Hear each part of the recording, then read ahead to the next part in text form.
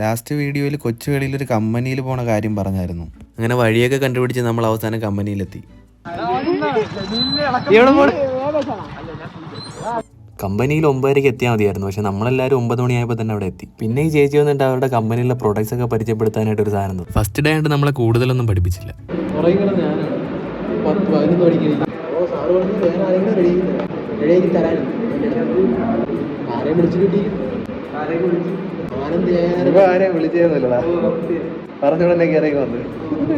പിന്നെ നമ്മൾ ഉച്ചയ്ക്ക് ഫുഡ് കഴിക്കാനായിട്ട് വിട്ടു. നമ്മളെല്ലാവരും ഒരു നല്ലൊരു ഹോട്ടലിൽ അപ്പി. അങ്ങനെ നമ്മളെല്ലാവരും ഒരു ഹോട്ടലിൽ കയറി ബിരിയാണി ഷെയറിട്ട് കഴിച്ചു. ബിരിയാണിനാളെ ചോറിന് ഉപ്പുമില്ല, ചോറൊക്കെ മൊത്തം വെന്ത് കഞ്ഞി കണക്കായി. ബിരിയാണി എങ്ങനെ ഉണ്ടാ വൈഷ്ണവേ?